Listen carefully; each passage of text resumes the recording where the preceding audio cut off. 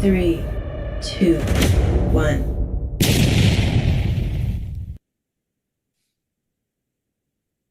Good evening, everyone. I'm Chulit Jalalik.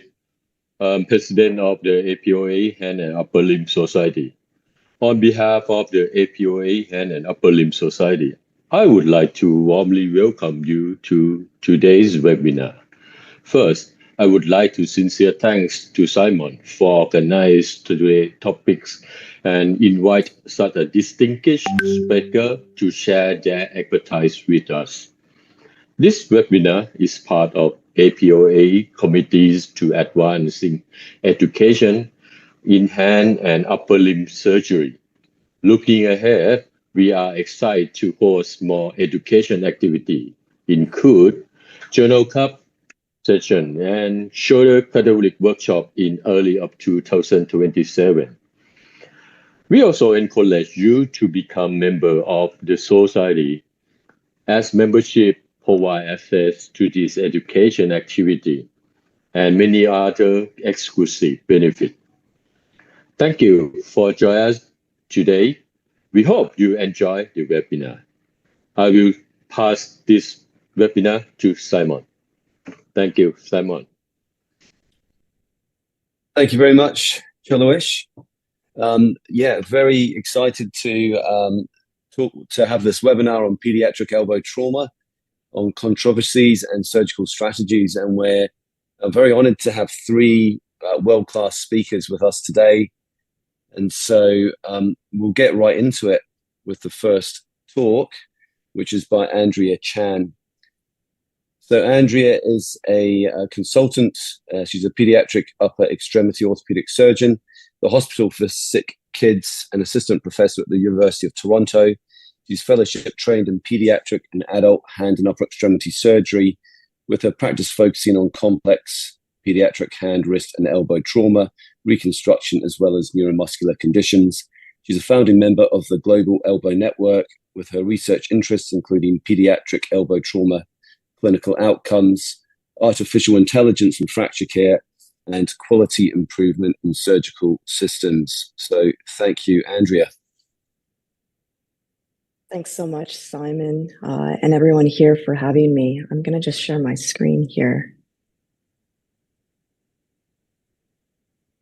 Great. Can everyone see that? Yeah. Fantastic.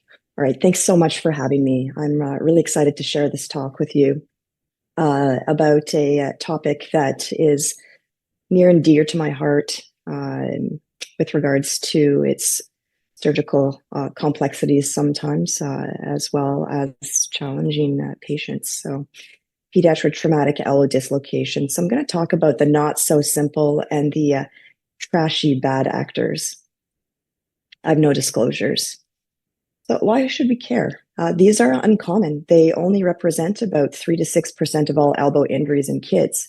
They're usually in patients that are a little bit older, between 10 to 15 years old. Similar to adults, the most common direction of instability is posterolateral and posterior, and they're usually associated with higher energy falls. But when it comes to children, these missed injuries have devastating outcomes, which include stiffness, instability, arthritis, and pain. And the biggest thing here is that reconstruction and salvage options remain quite limited for children. And I want to begin by saying that the dislocation is really only the beginning here. And so what makes a child different from the adult? Well, primarily it's the diagnostic dilemma. Remember, we have a child with an immature skeleton with immature ossification centers, and the distal humerus is primarily cartilaginous, making it very challenging sometimes to discover the diagnosis. The next is, the surgical indications might not be as clear as in the adult situation, in which we definitely have algorithms for dislocations and fracture dislocations in adults. So what needs to be addressed here? And then also, when and how to rehabilitate patients post-operatively. How long do we immobilize them? And when do we start moving them? So I'll go over a few pediatric considerations, but first is what's considered normal. And so I want to bring your attention to this painting. This is Starry Night by Vincent van Gogh. And perhaps when you've naturally looked at this, your eye follows a very specific pattern. And a great artist like Van Gogh has a composition in his paintings which forces your eye in a particular way to take in the image. And so that's how I really want you to take on the pediatric radiograph. And of course, that brings us to both the order of appearance and ossification of the pediatric elbow. And I still rely on the medical school acronym CRITOE for remembering the order of appearance and knowing when and what is supposed to be where. And so we have the capitellum, the radial head, the internal epicondyle, so the medial epicondyle, the trochlea, olecranon, and external condyle, or the lateral epicondyle.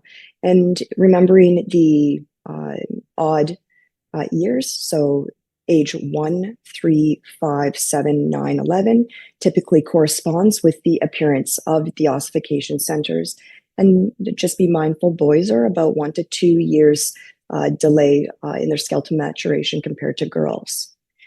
The other thing that becomes important, not just the appearance and knowing what should be there and where it should be, is actually the ossification of these centers. And this becomes important when it comes to the types of injuries we expect, how to fix them, and when we can treat patients as adults. And so the trochlea, capitellum, and lateral epicondyle, they fuse together early in puberty between 12 to 15 years. That whole segment then fuses to the distal radius, also at puberty, but a little bit later. And just be mindful that the medial epicondyle is the last to fuse between 15 to 17 years. And so, for instance, here's an elbow. We have the capitellar secondary ossification. We have the radial head. We have the medial epicondyle. We have the trochlea, olecranon. I don't have the lateral view. And we have a tiny little appearance of the lateral epicondyle here. We don't yet have the fusion of the capitellum, trochlea, and lateral epicondyle. And we definitely don't have the fusion to the distal humerus. And we don't have the fusion of the medial epicondyle. So in this circumstance, we expect this patient to be between 10 to 11 years old. Okay. The other thing I want everyone to be mindful of are these radiographic lines that I'm sure everyone is quite familiar with.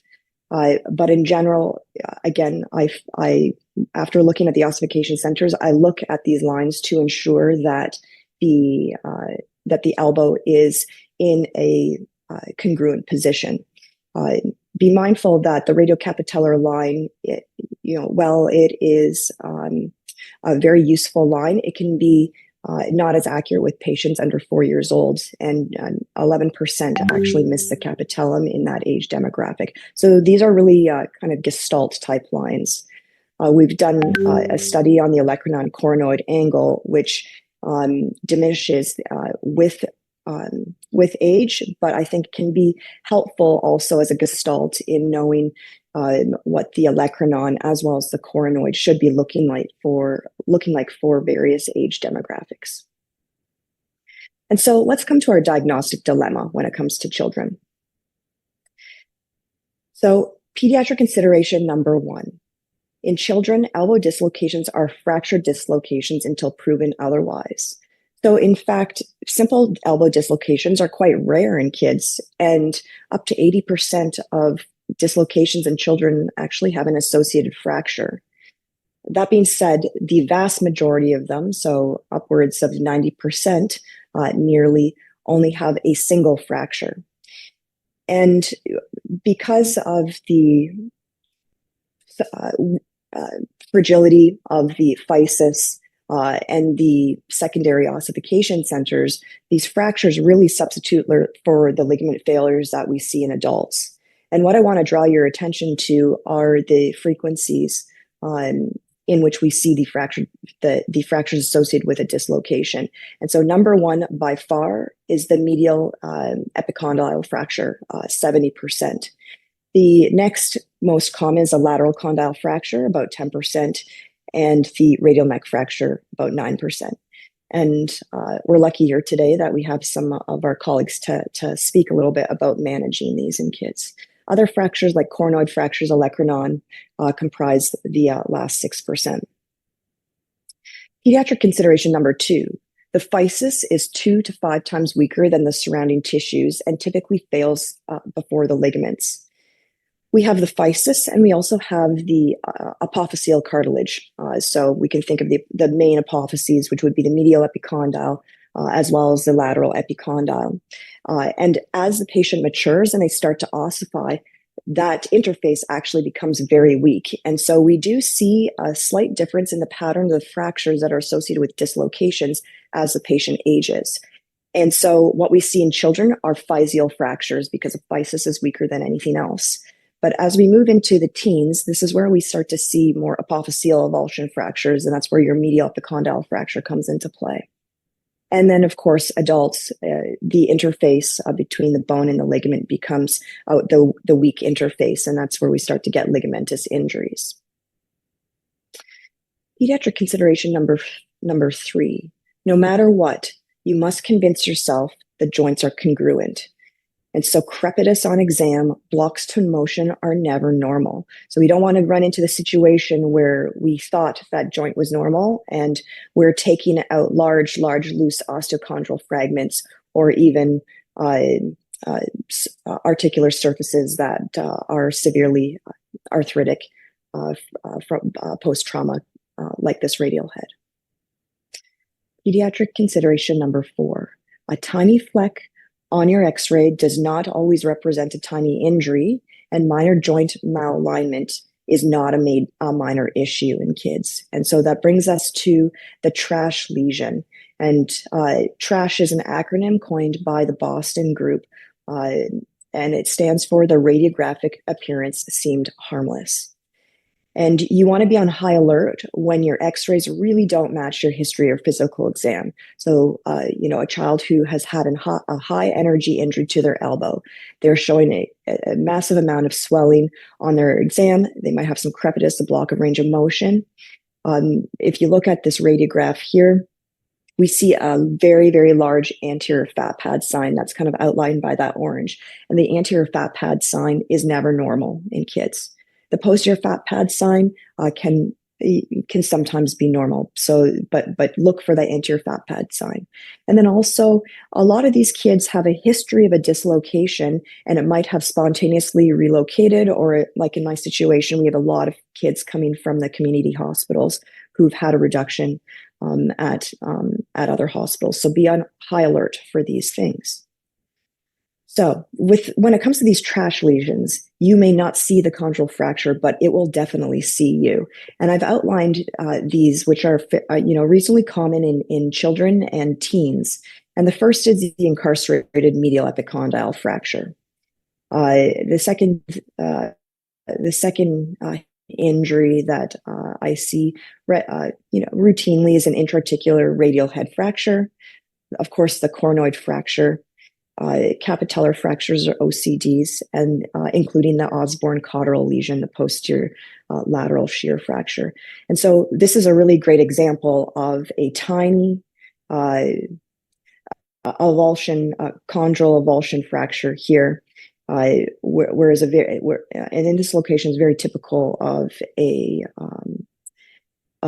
radial head fracture in children. So I always hone in and look for this anterior fleck to rule out, especially in the setting of where the x-rays don't match a clinical exam and a history of a dislocation. So I'm going to go through some examples here of these TRASH lesions. So this is a patient of mine, of an 11-year-old gymnast, and she fell off the beam. And so she presented with an elbow dislocation. And we got it reduced in the emergency room and got repeat images here. And so what we start to see So when I look at these, I go through my starry night of the radiograph. So I go through with my eye to look at all the ossification centers.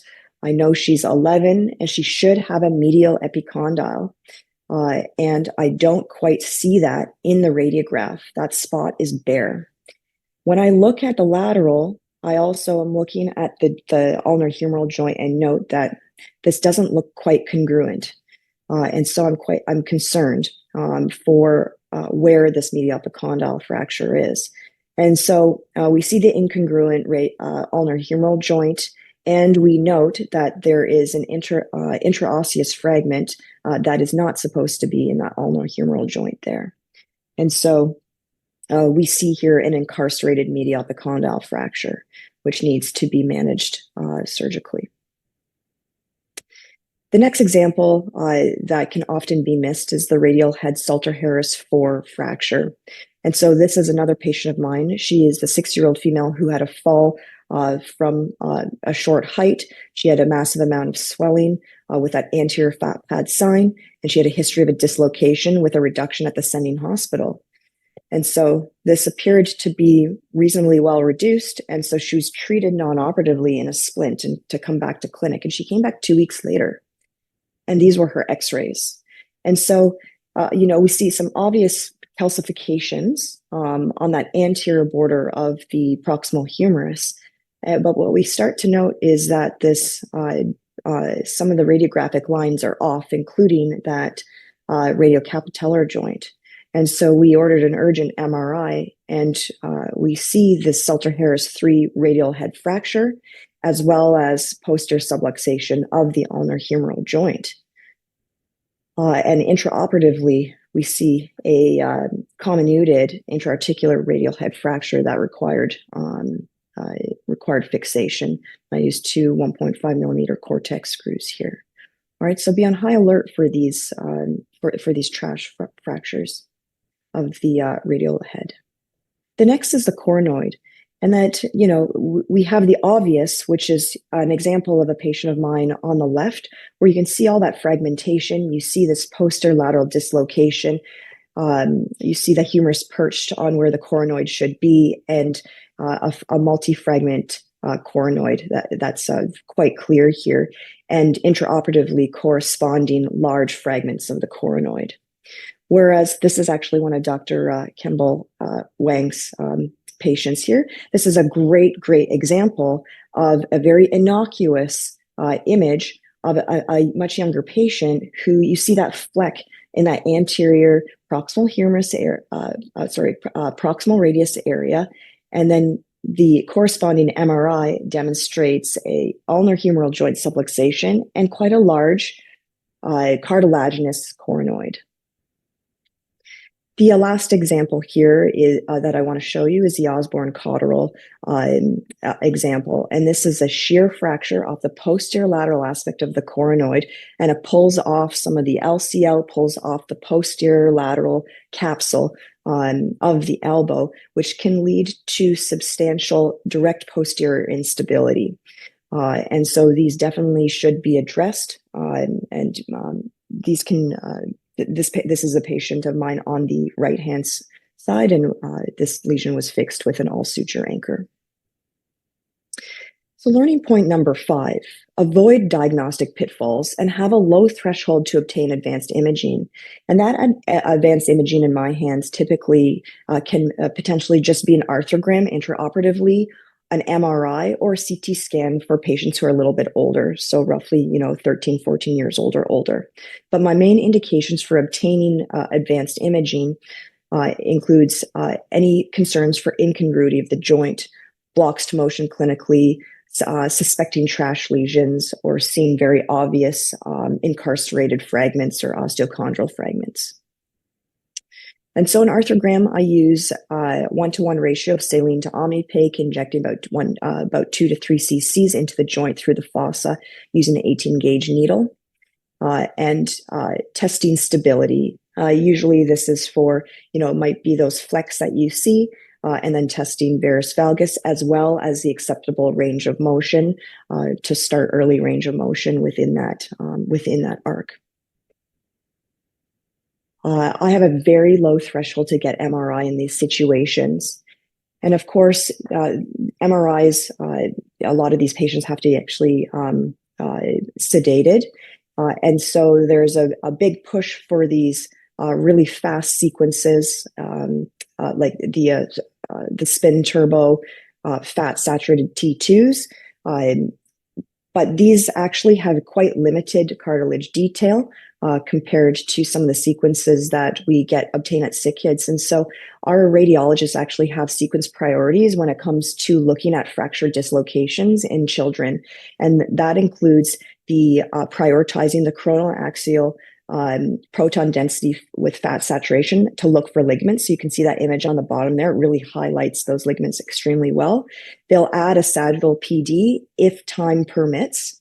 But the sequence I really love is this DES 3D sequence. So you actually only need to get one plane, and there's a 3D reconstruction post obtaining the image. But as you can see, it has a really awesome detail of the cartilage. So it's very useful for identifying osteochondral fragments and looking for those trash lesions.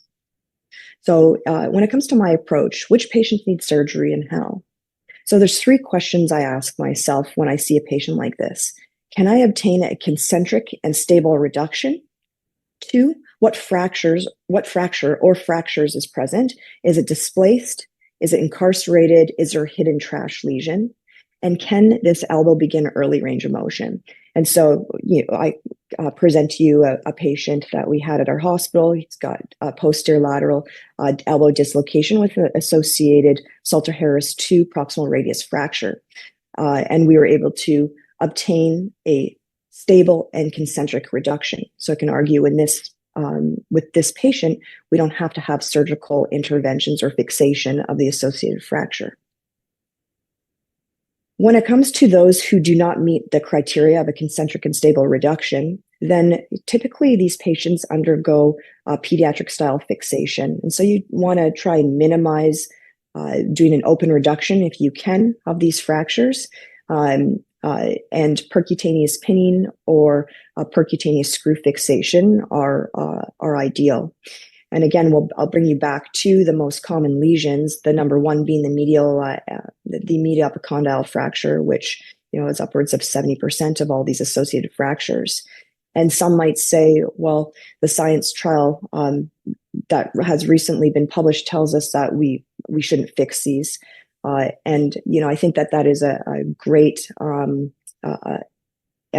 study for isolated displaced medial epicondyle fractures. But I think when it comes to these elbow fracture dislocations, the ones absolutely that are incarcerated, elbows that remain quite unstable, and these fracture dislocations, this may not apply. So you may consider fixing these. Lateral condyles, again,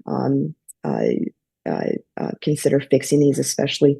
We'll have our next speakers talk about these, so I won't belabor them. But in terms of medial epicondyle, here's my gymnast, and she's highly unstable with a largely displaced medial epicondyle fracture. And so in my hands, I do fix these, and there are various options. You can fix them with these cannulated, partially threaded screws with a washer. If it's multi-fragmented, you can consider using a suture anchor at the base and tying over the fragments, or using buried headless compression screws for older patients. For lateral condyle, I'm a big believer in the arthrogram. I think you have to see that articular surface and get that reduction as anatomic as possible with an open reduction and percutaneous pinning. And so this is what I do, and that's what happens in my hands. I often will add a third wire to bisect those for added rotational stability. The coronoid fractures, I undergo probably a little bit more adult-like fixation. You can see this patient, she's 14 years old. She actually is basically skeletally mature, so you can use the suture lasso coronoid fixation in those smaller fractures.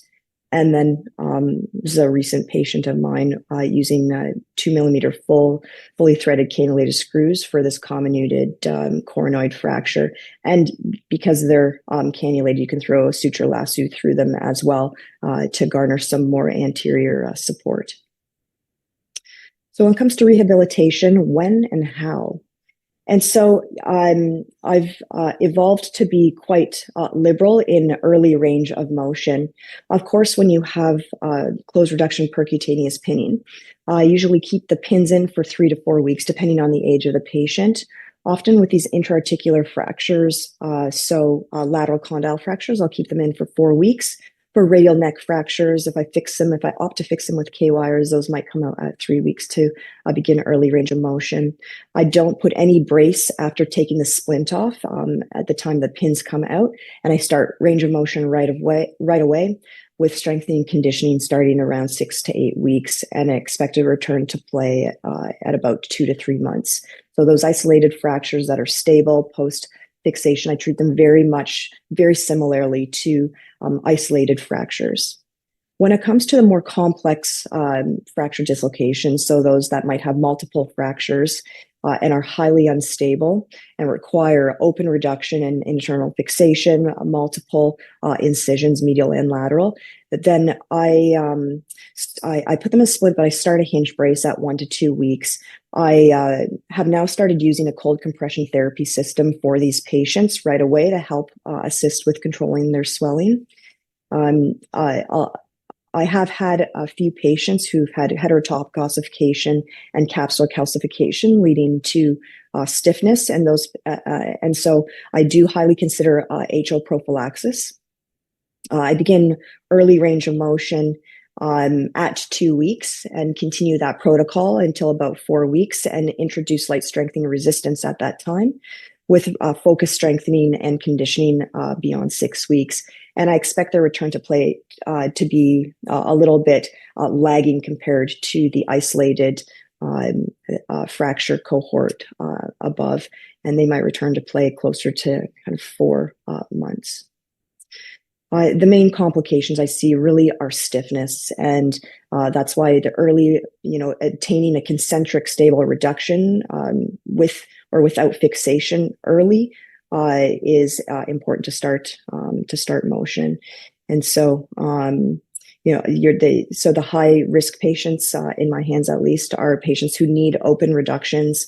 They have a higher risk of HO, synostosis proximally, capsular calcifications, those with multiple fractures needing multiple approaches, and the older adolescents that are essentially adults. So to wrap up here, the take homes. Number 1, every pediatric elbow dislocation deserves a systematic search for associated injuries. So fracture dislocations rather than simple dislocations are the rule rather than the exception. And don't forget to look for those trash lesions, especially the medial epicondyle fracture, which is highly associated 70% of the time. Number 2, never accept a non-concentric reduction or unexplained block to motion. These aren't normal in adults, and they're definitely not normal in children. Early motion is desirable only after obtaining a stable and concentric elbow.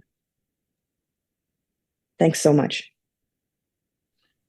Thank you so much, Andrea. That was a superb talk. You've really taught us the importance of kind of scrupulously reviewing their radiographs and making sure the right person reviews the radiographs, and also having a low threshold for maybe performing an arthrogram or an MRI or CT, depending on the age. So that'll move us nicely into the next talk, which is by Kembell Wang. So Kembell is an adult and pediatric orthopedic upper extremity surgeon in Melbourne, Australia. His favorite joint is the elbow joint.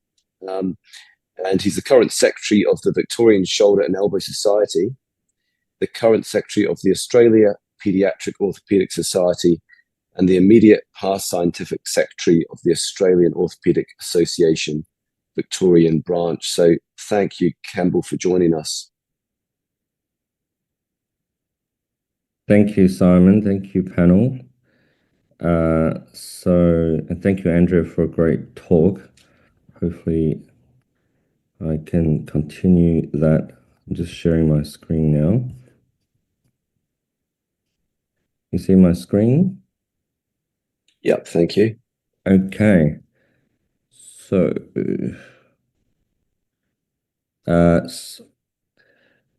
all right. So I've been tasked with talking about radial neck fractures. So firstly, by definitions, I want to clarify, as Andrew mentioned, there are radial head fractures and then there are radial neck fractures. Radial head fractures outside of the scope of this talk because they present with their own challenges. We're talking today about radial neck fractures, so Salter-Harris 1 and 2 fractures. So next slide is so when we're dealing with these fractures, I have several questions that comes up in my head. When to intervene? How do we reduce it? How do we hold the reduction? And if we had to open it, how do we do it safely? And when we're dealing with malunions, what are options there and how do we deal with that? So first topic, when to intervene. So commonly cited indication for intervening is 30 degrees of angulation and perhaps 50% of translation. However, this is a cylindrical bone, just like the proximal humerus. When an ice cream falls off the bone, from different angles, it can look very different. So for this three-dimensional L, if you stand from here, it looks like an I. And if you stand here from here, it looks like an L. And so depending on the angle of the X-ray and the position of forearm rotation, you can get very different measurements of the displacement of this fracture. So we recently had a similar topic given by talk by Don Bay, who has very astutely pointed out that radial head reduction is really not a static phenomenon. It's a dynamic problem, and so need to be assessed sometimes dynamically. So these X-rays here below are from the same patient, only 1 day apart. The left side is from removal of tens now intraoperatively, which showed reduction, but the arm was in supination, and the right side is with the arm in neutral position taken on a CT just the day after, showing it's dislocated. So the topic of my talk is what can we learn from the hip surgeons? So some of us here may do, not myself personally, but that may do hip surgery in pediatrics will be familiar with the safe zone in hips and DDH. And that's kind of a similar thing in my mind. When you put the hip in abduction, the joint can be reduced, but there's a safe zone. So if you come out of that safe zone, if that safe zone is very narrow and into a bit of adduction and the hip dislocates, then that's not a stable joint. So the position is only as good as the worst looking X-ray. And if concerned, I think three-dimensional imaging need to be obtained. Examination under anesthesia should be considered with arthrogram, as Andrea mentioned, and careful physical examination of radial head stability can be done in late cases when they're less sore and can give you a good indication of how stable that radial head might be. So next question is options for reduction and fixation. So a lot of us have an algorithm of things that we can go and ladder that we can climb in terms of reducing and holding this. And it may start with closed manipulation techniques. Many authors have published on this. This can be augmented by K-wire and joysticking to try to percutaneously reduce it. Metazo technique is using the tens now to try to reduce the radial neck fracture percutaneously. And then sometimes we have to go to open reduction. And in the analogy of the curiosity killing the cat, I'll go into this a bit later, but capsulotomy, which is opening the joint, really has never killed the cat. It's jumping out the window, which is periosteal stripping in my mind, that kills the cat. So briefly into fixation options, you can do nothing to fix it. That might be unstable. You can use K-wires. Downside of that is you can't really move the arm unless you take the wires out. And so these need to be removed early. Sometimes they don't heal fast enough. Headless screws are a favorite in adults, but in the pediatric population, they don't hold on to cartilage very well. And if there's avascular necrosis and the cartilage start to become even more soft, you lose hold and they start becoming cutting because the heads are cutting against the adjacent ulna and the adjacent capitellum. And plate can be considered, but you have to strip more periosteum. And there's a safe zone issue with regard to rotation. And perhaps sometimes the best place to put the plate often impinges on supination. Retrograde tens is therefore my preference for the reason that you can leave it in for longer. Removal is easier because you don't have to open up the joint. You can start early range of motion before healing has occurred, and there's no real risk of impingement from the middleware itself. So the next question is then, when do we open? When can we get away with it closed? So of course, if we can get reduction perfect and get alignment done well, closed, and that is certainly the preferred option. However, this is not always the case. Sometimes subacute cases like Cases that are more than 3 days old, even in impacted pediatric metaphyseal fractures, can be hard to disimpact. Revision cases are certainly harder to get closed. Severely displaced cases are certainly very hard to get reduced closed. In those situations, we consider open reduction. But what is the traditional concern about open reduction? Well, we worry about avascular necrosis and stiffness. And for good reason. This is a patient that had displaced radial neck fracture, treated with open reduction and pinning with good alignment. Then at the pin removal time, it was noted the fracture is not united, so a plate was put on, and then the cascade of avascular necrosis ended up with the picture on the right. There's other examples of avascular necrosis of the radial head from radial neck fractures, both radiologically as well as arthroscopically, showing the denuded cartilage on that radial head. And this is what we don't want to see, a radial head having to be excised due to avascular necrosis. So why is the risk of avascular necrosis high in pediatric radial head fractures? Well, I would submit that the anatomy is not dissimilar to a femoral head. It's an end organ. There's really very little soft tissue attachment to this part of the bone, and the open physis is a barrier to rapid revascularization, because when the physis is closed, it's much harder to get avascular necrosis of the radial head. So are all these problems the same problems as hip surgeons face when they're dealing with subcapital femoral epiphysis, slip subcapital femoral epiphysis? And I would submit that it's similar. So do we then try to avoid open reduction on all counts because of the fear of AVN and accept malalignment? Well, the malalignment consequences are also not insignificant. You can see here these are examples of femoral neck malunions with the radial head dislocated, in previous attempted pinning and retrograde tens nailing that has shown that it's not well reduced. And this has significant functional implications. This child here on the left has a pronation contracture with loss of supination. This child on the right has a more debilitating supination contracture with loss of pronation in the arms, basically on the left side stuck with the palm facing up, which is debilitating. So if we had to do an open reduction of a radial neck fracture, how do we do it? And perhaps how can we do it safer and preserve periosteal blood supply and minimize complications? And perhaps we have something to learn from the hip surgeons again. So the hip surgeons have spent a long time, decades, trying to figure out how to do this and reduce the AVN risk. They have worked out how to preserve the periosteum that is still intact is on the posteromedial aspect of the joint, and how to reduce that without further disrupting the periosteum and without putting further tension on the periosteum. And perhaps this can be applied to the radial neck fracture. We know from common sense, and also when we do open reductions, that there is part of the periosteum that is intact, and it's usually on the concave side of the fracture, with the disrupted periosteum of radial neck fractures on the convex side of the fracture.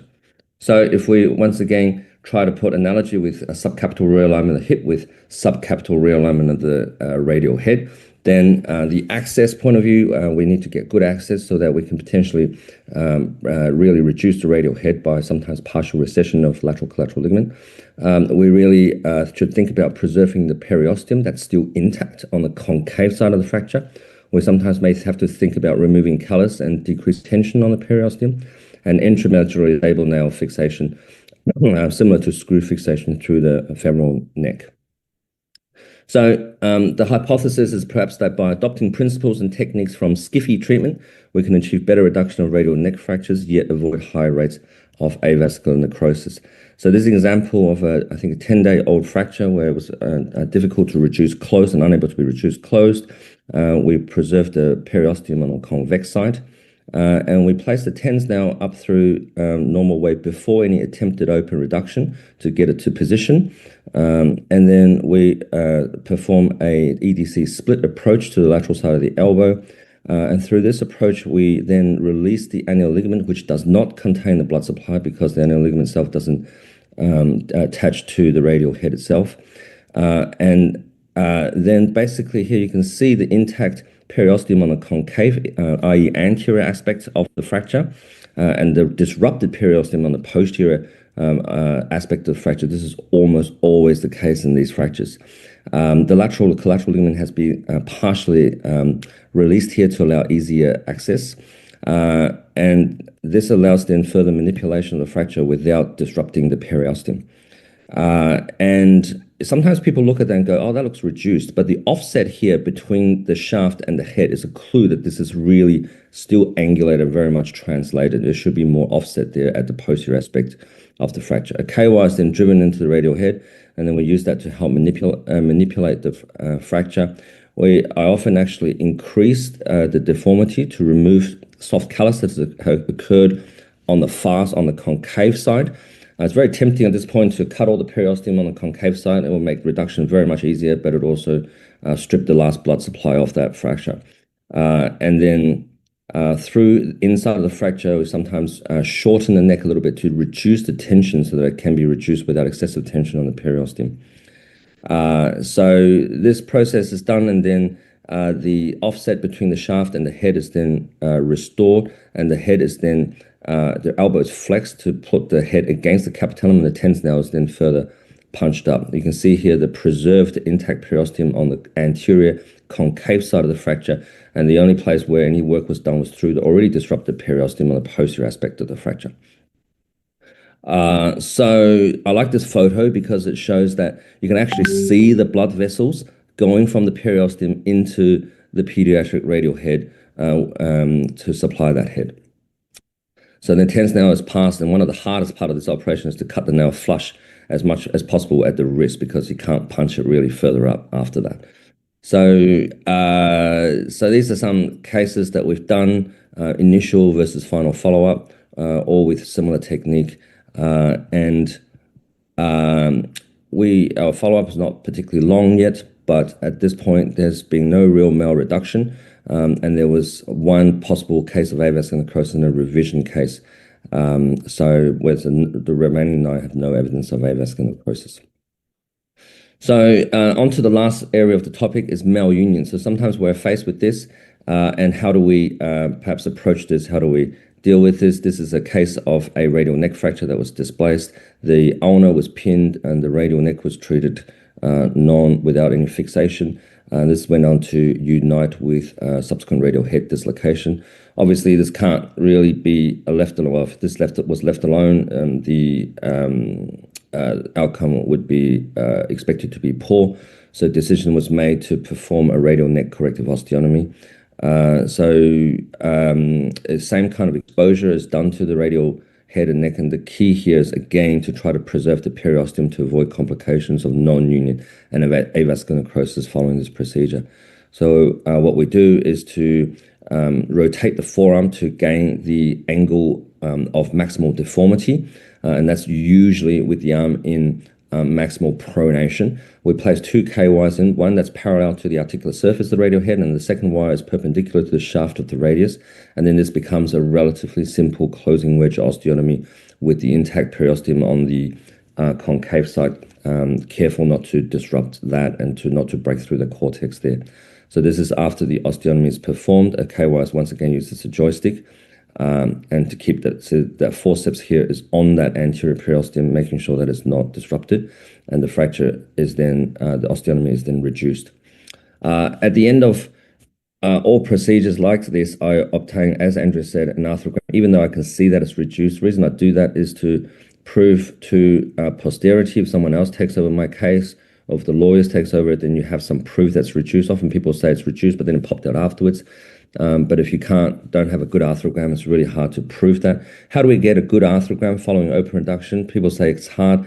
Look, it is more challenging than closed cases, obviously, but the one way to do it is to place a cannula through a separate sort of percutaneous place, take the needle out, do a watertight closure, and then just do a live screen like we can see here. And the reason for that is the first 2 seconds of the arthrogram is where you get the best arthrogram. After that, the dye may leak through the incision that you made, but this is one way of doing it to ensure that you're in the joint, there's no messing around, and you get a good arthrogram to prove to posterity that the joint is reduced.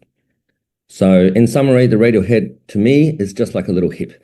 Stability is a dynamic phenomenon, not static. Think about the safe zone hip. The vascular supply in the radial neck fracture is precarious, just like in the subcapital femoral epiphysis situation. A subcapital realignment of the radial head kind of procedure may have a lot to learn from the subcapital realignment done by our hip friends. I'd like to acknowledge Chit Balakuma on the left here. He's a colleague and hip surgeon extraordinaire. He taught me a lot about hip surgery when I was a registrar. I don't do hips anymore, but much of his teaching still remains. And Dan Epstein's my current fellow, who's a lot of this work together and writing a lot of this up. Thank you. Superb. Thanks very much, Kembell. That was an excellent talk, really. I think radial neck fractures are a underappreciated injury, and knowing which ones to treat, and also appreciating some of the soft tissue factors, the periosteum and the blood supply is obviously key. So thank you. So we'll have questions at the end. We'll move on to Ian Galley. Ian's a colleague of mine at Tauranga, New Zealand. He's got an adult and pediatric upper limb and deformity practice, sharing time between Tauranga and Auckland, where he works at the Starship Children's Hospital. He's done fellowships with Greg Bain in Adelaide, which many of us know, and Draw Paley in Baltimore, USA. He's the current president of the Pediatric Orthopaedic Society for New Zealand and the secretary of the Australian and New Zealand Limb Reconstruction Society. He's got a special interest in limb deformity correction and lengthening in the pediatric upper limb. Thanks, Ian. Thank you, Simon, and thank you to the committee for this opportunity. It's quite daunting following those two talks. Can you see my screen? Is that working okay? Yep, that's good. So, yeah, my talk's on lateral condyle fractures, and it's more what I don't know. And why is it important? Well, it's obviously a common fracture, second most common elbow fracture in children, mean age around 6 years of age. Couple of mechanisms of injury described. One's a sort of more avulsion injury where the lateral condyle is pulled off by the common extensor origin, a lateral ligament. The alternative theory is a push off with the radial head. There's predictable orientations on X-ray described by Amada and also on CT scan. So I thought probably the best way of going through this talk was to provide a case that I inherited and just see some of the challenges I had dealing with the aftermath of this.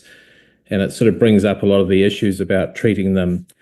So it's a 5.5-year-old male who fell off some playground equipment and has got this lateral condyle fracture. And so the question is, what do I do now? Fortunately, it wasn't my case at this point, but so what do we do now? Do the classification systems help us? I don't find them particularly useful myself, but Milch described fracture line classification. Initially, it was either two types. One was lateral to the trochlear groove, the other was medial. That was modified to the capitotrochlear sulcus because that's the trochlea is hard to see as it's not ossified. It's not really reliable for clinical decision making, in my view. So then there was other more displacement classification systems, and probably the best one for decision making is Song in 2008. There's also arthrogram based classification systems as well.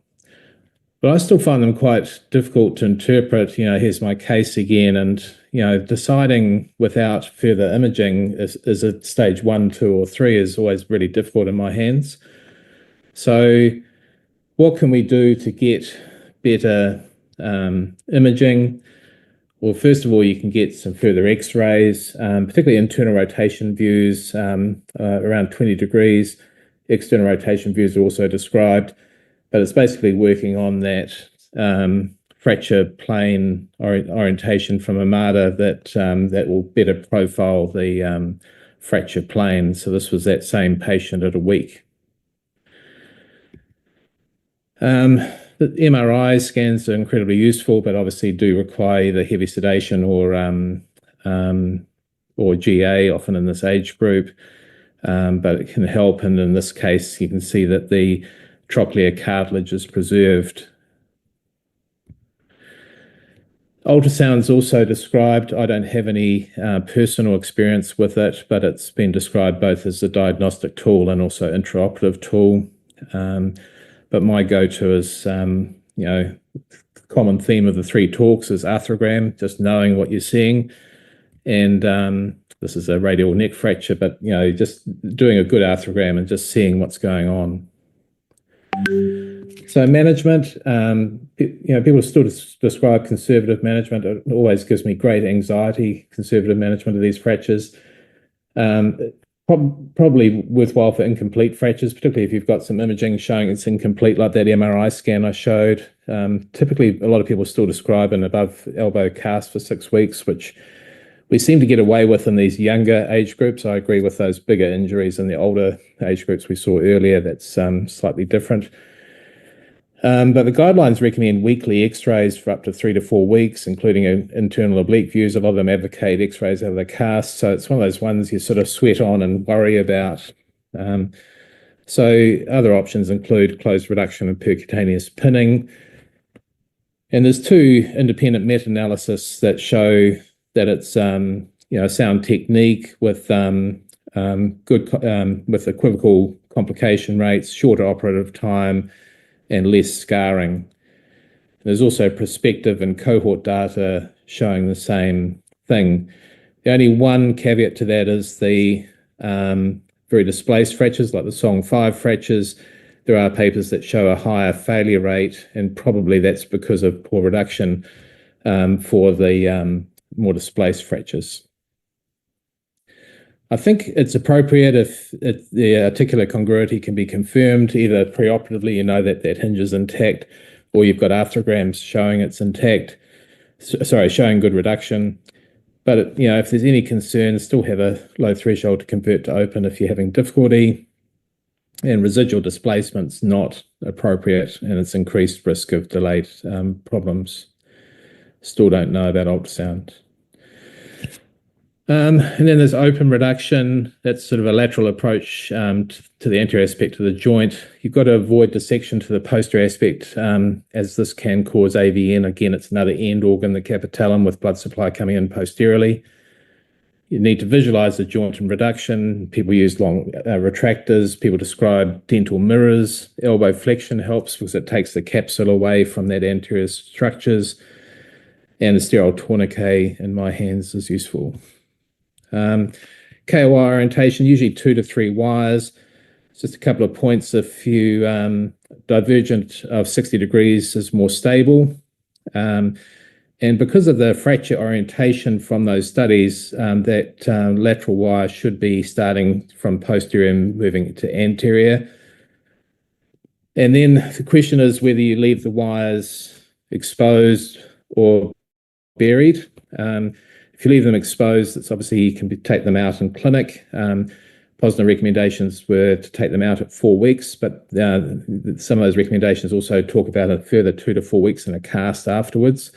They also say take the wires out at 4 weeks if union's evident, but I always struggle at 4 weeks to determine if it's united. And if they're buried, it's 6 to 8 weeks. Increasingly, I do use exposed wires. In this case, you can see the orientation of this wire could be, if you're being supercritical, maybe slightly more posterior entry point. I increasingly use screws, particularly if that metaphyseal screw fragment is large enough. I think it, again, allows you to move the elbow earlier, gives you more solid fixation, reduces some of the rates of lateral overgrowth, and is a reasonably straightforward technique. I avoid transcapitellar screws, but these are described. I've just been concerned about putting a screw right through the capitellum and growth plate. Cannulated screws are fantastic.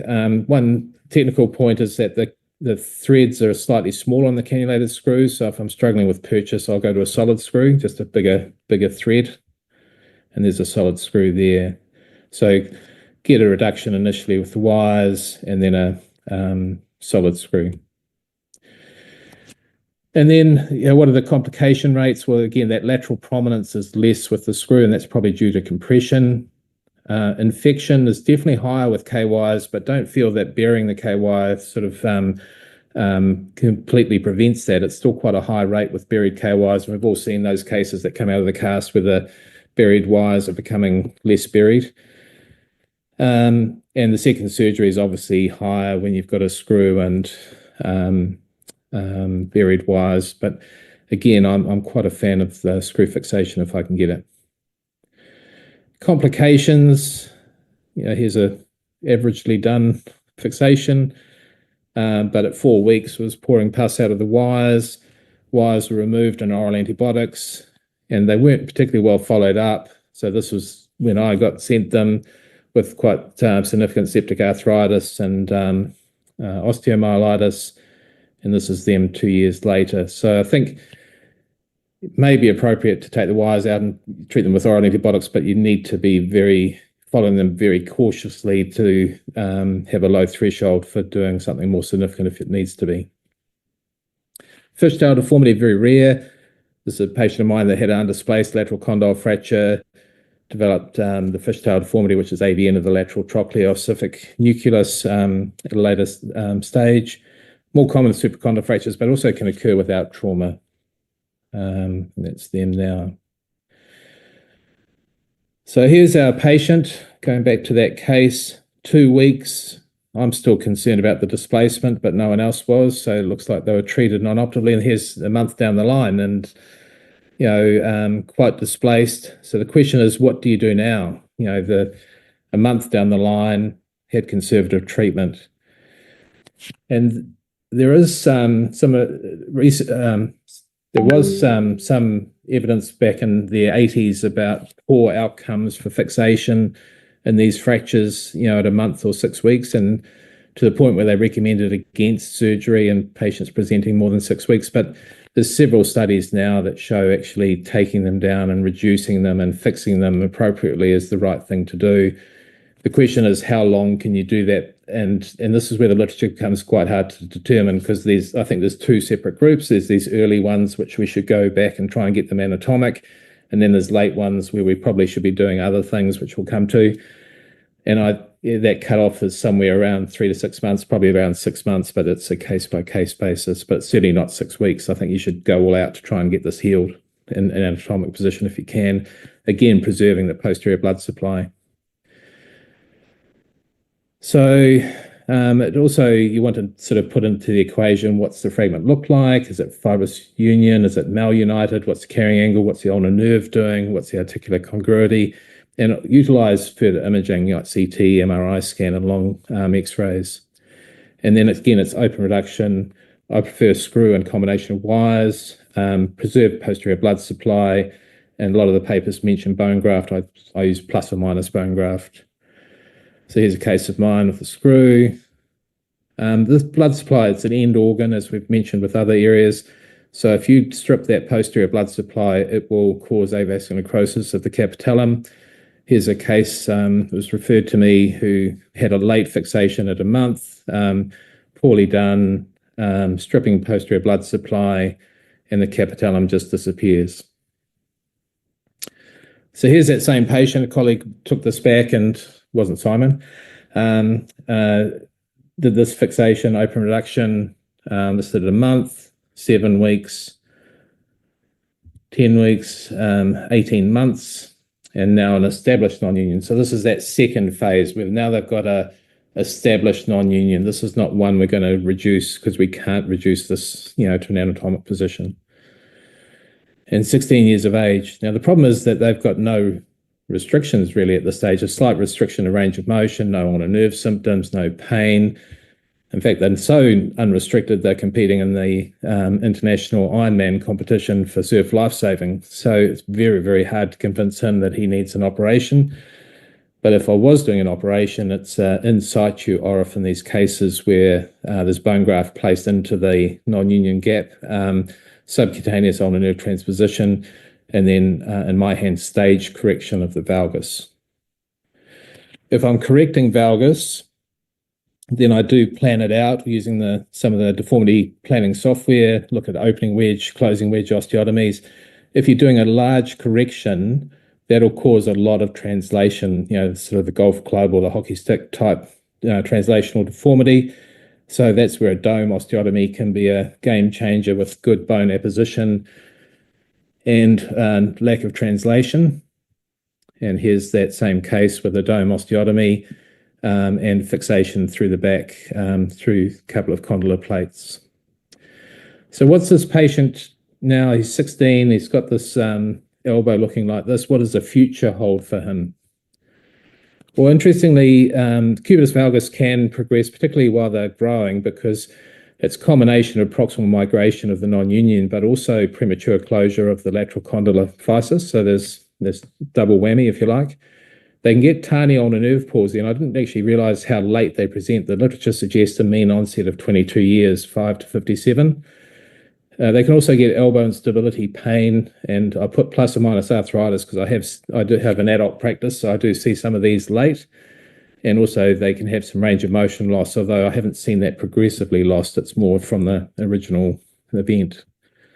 So here's a case of mine, 42 years after this, after the fracture, presenting first time for ulnar nerve symptoms, and I just done an ulnar nerve transposition for him. But interestingly, when you look at a CT scan, he's already developing arthritic change, which is currently asymptomatic. So it's certainly not a benign problem. So in summary, recognize the injury, define the displacement, MRI, arthrogram. We really need to know what's going on. Low threshold for fixation. Consider screws. Immobilize. I put for at least 6 weeks, but if you're using screws, I tend to mobilize them earlier, around 4 weeks. Treat displaced fractures and early non-unions with early ORIF, plus or minus bone graft. Preserve the posterior blood supply. And for the symptomatic late non-unions, in situ ORIF, bone graft, ulnar nerve transposition, plus or minus osteotomy.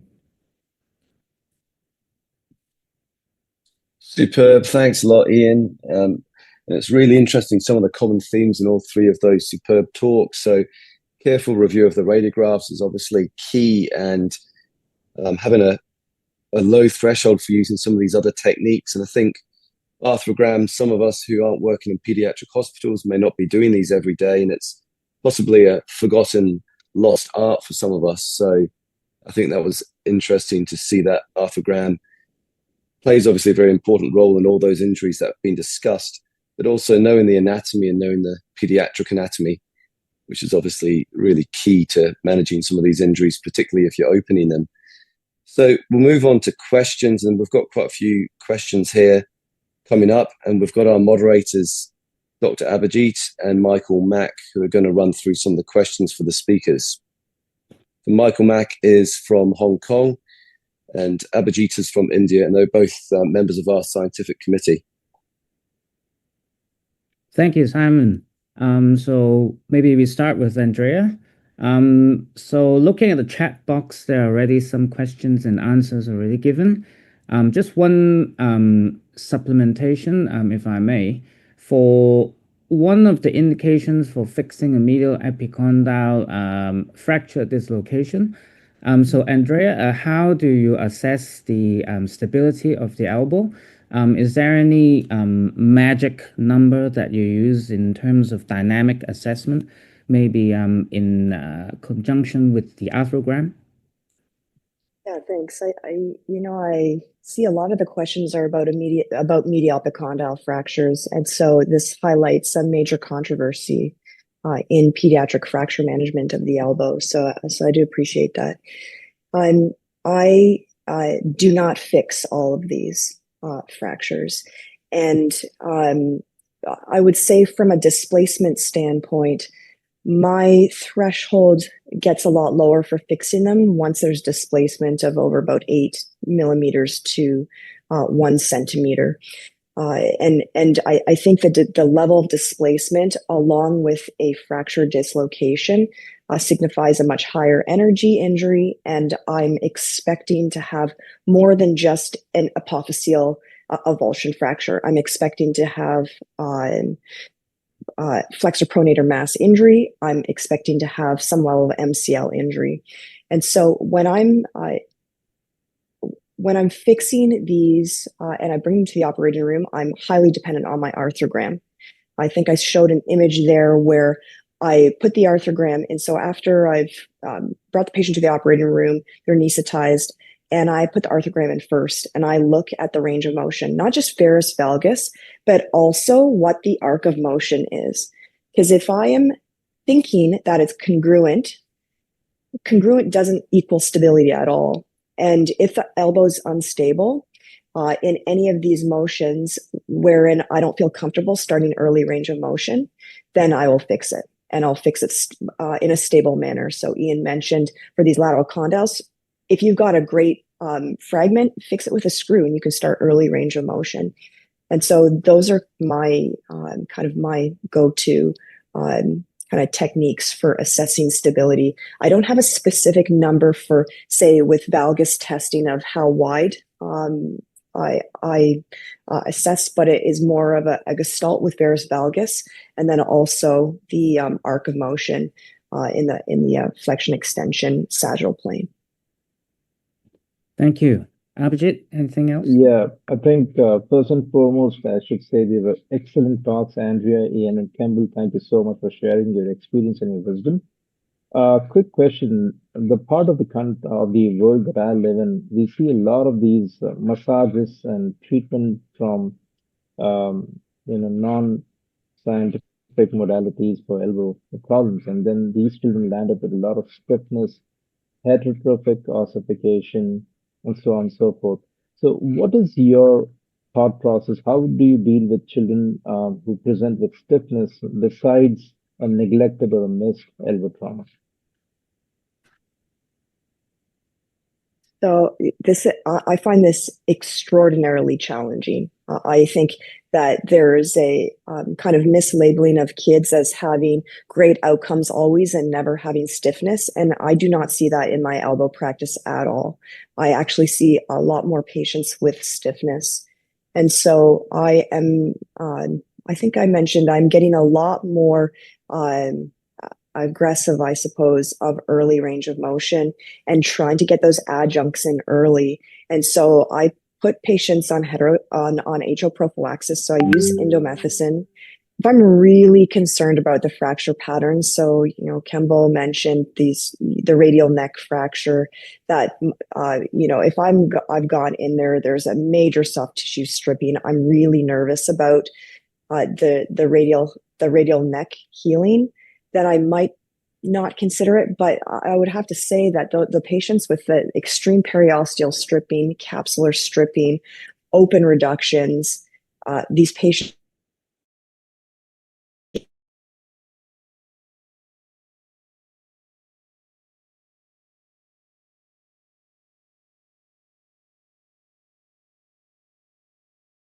Ian both mentioned. And the pneumatic cold compression therapy, honestly, this has been a game changer. I think swelling is a huge problem in these patients. And if you can get the swelling under control, then really early, I've seen some great benefit for accelerating their range of motion. Yeah, so those are my things that I do early to try and avoid that complication. And for Kembell and Ian, do you have any addition to what Andrea said, or have pretty much the same? I think prevention is key. I think the late ones, they can either be intra-articular deformities, like blocks to reduction. Maybe they've got a malunited radial neck, which is blocking. There might be the other one I see is the coronoid fractures, the missed trash lesion of the coronoid. And that sometimes I don't think that's HO. I think it's actually just ossification between the displaced coronoid and the ulna, and therefore you've got this elongated coronoid which is blocking reduction. So I think number one, is it a congruency problem, or is it another cause, or is it a fibrous stiffness, or so is it intrinsic or extrinsic really? And a common question to all of you, how long do you wait?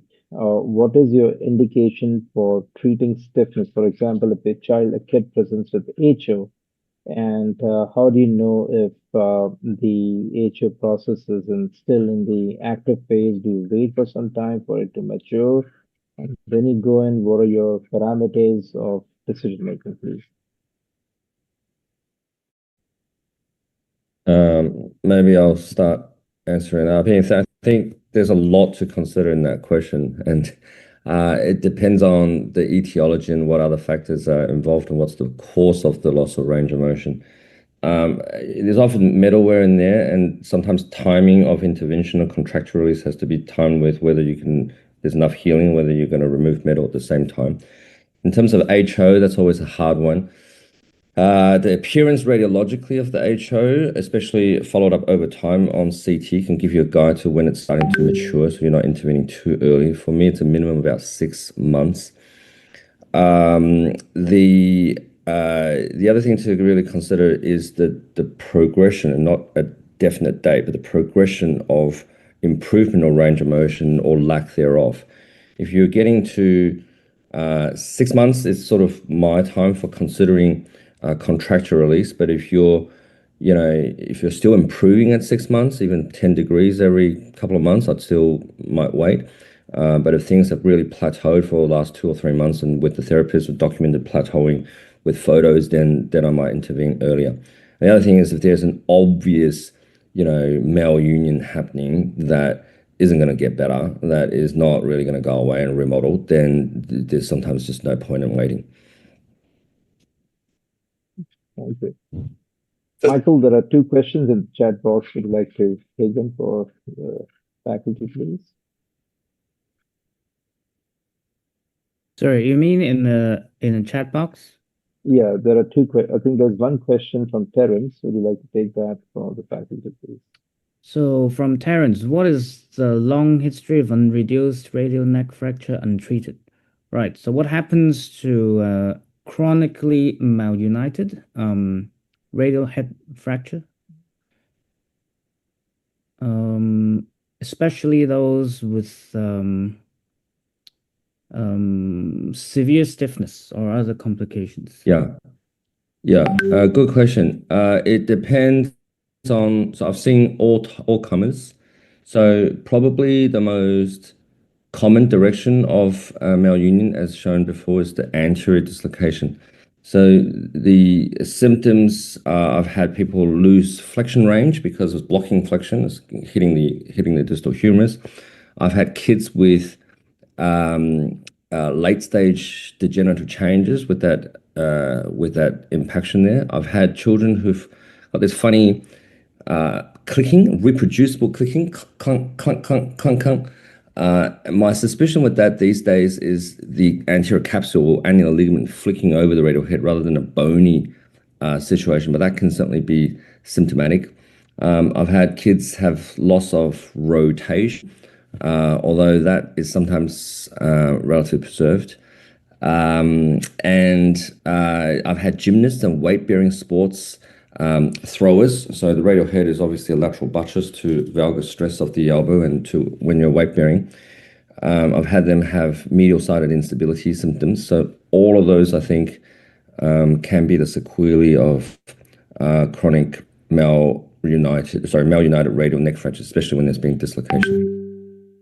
Right, while we're on the topic of radial heads, Kembell, you mentioned one of the controversies being the implant selection, of which some of the cases were fixed with plates.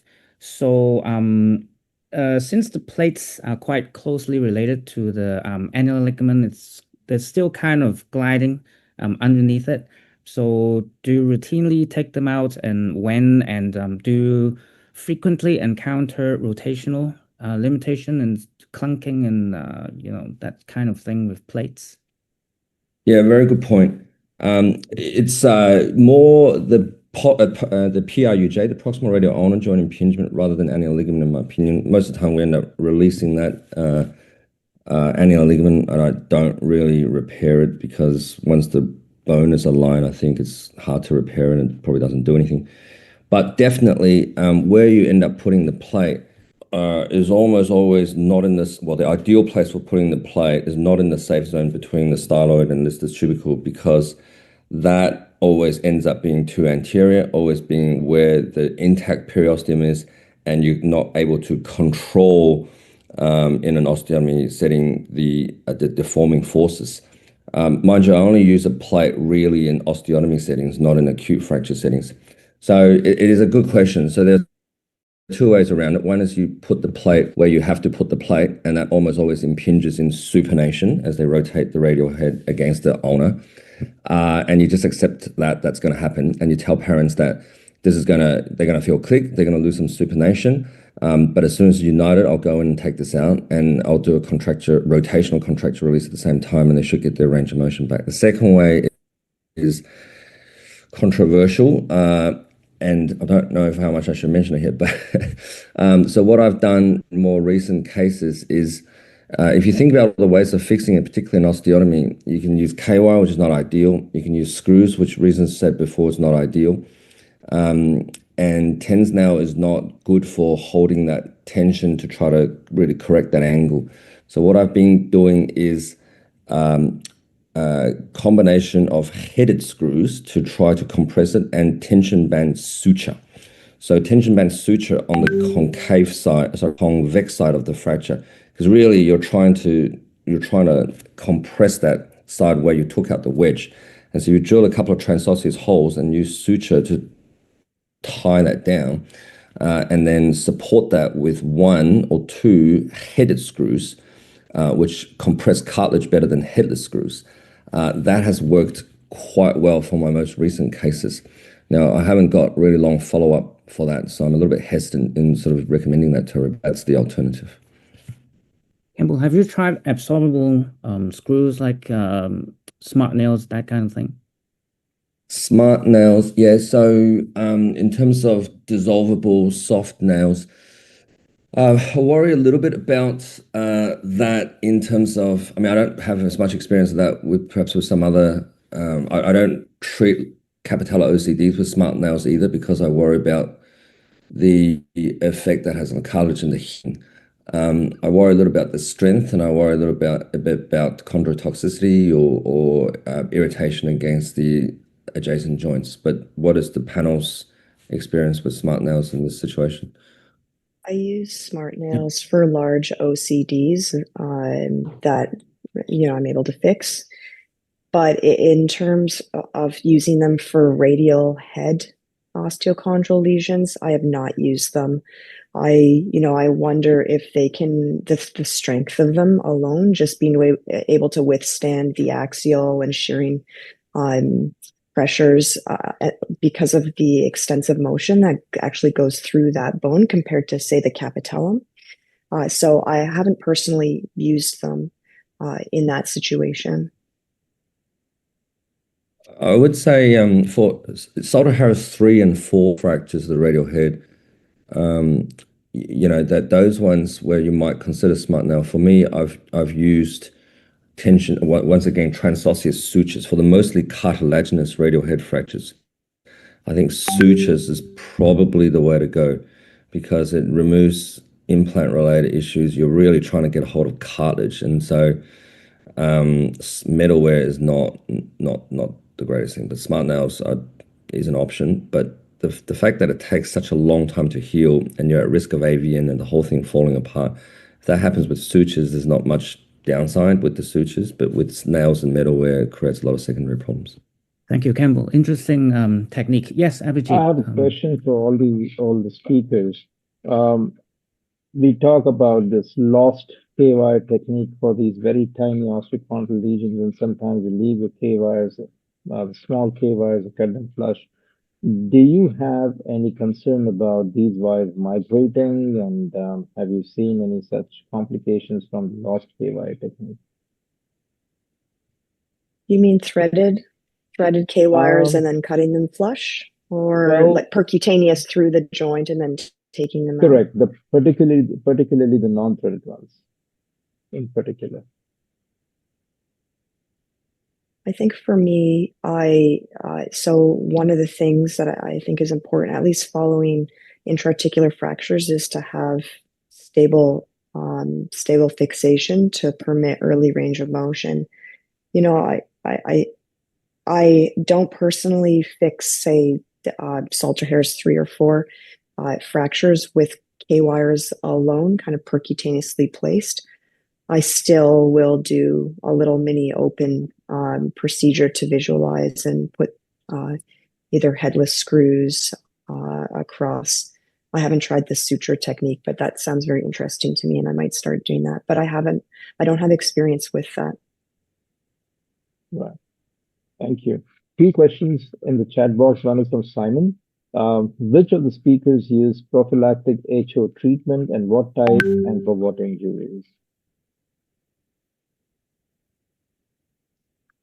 I do. I use indomethacin and I add a PPI, but so usually for the older cohort of these fracture dislocations, I don't use it routinely for isolated other intra-articular fractures like radial head fractures, for instance. So for my complex fracture dislocations, I do, and that's about in children 1 to 2 milligrams per kilogram per day, kind of divided into 3 or 4 doses. And Kembell and Ian, do you have any take on that, please? We struggle to get indomethacin, so I just use another anti-inflammatory. I know it's maybe not equivalent, but I'm not prepared to go to low-dose radiotherapy, and it's only for those severe fracture dislocation type cases, particularly older kids. Not the isolated injuries we're talking. Some of which we've shown.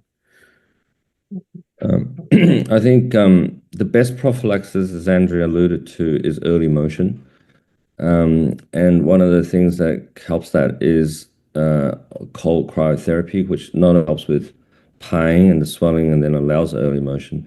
But in addition to indomethacin or anti-inflammatory, I do use a tapering course of oral steroids that tapers over about a week. I know Sean O'Driscoll from the Mayo Group has some evidence with regard to steroid prophylaxis for HO. So I've adopted that for some of the kids, but obviously targeted with their body weight. Right. There's one last question, and I think, Kembell, you are perhaps typing an answer to that already, I guess. It's about shortening and all open reduction of radial head fractures. Yeah, I don't shorten all of them.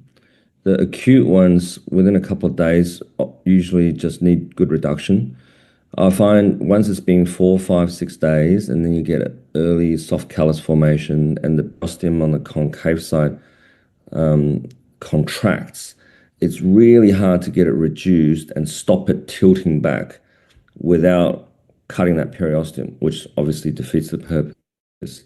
So the only other way around it is to just shorten it slightly. And, I'm talking about very small amounts. You don't want to leave a big gap there, but just a very small amount so that the head sits relatively stable and isn't just completely wanting to tilt back the other way.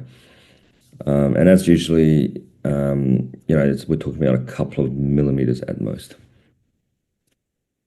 Yeah, thank you. Okay, well, I think we'll wrap things up now. I'd just like to say a massive thanks to our speakers for giving us their time on 3 fascinating topics. So thank you very much for coming along and joining the webinar. Thank you to all the attendees. Thank you for the committee members and the organizers. And I'd just like to show a quick preview of our next webinar, which is going to be in October. So we'll just bring that one up. So that's going to be on phalangeal injuries, challenges and controversies. So we look forward to welcoming you all there. We're going to be talking about some of the trickier phalangeal injuries, PIP joint fracture dislocations. So look forward to seeing you there. Thank you very much, everyone. Thanks, Simon. Thanks all speakers. Thank you. Thank you, Simon. you. Thank you very much. Thanks. Thanks. Bye now. Thank you. Bye-bye. Bye-bye. Bye. Thank you.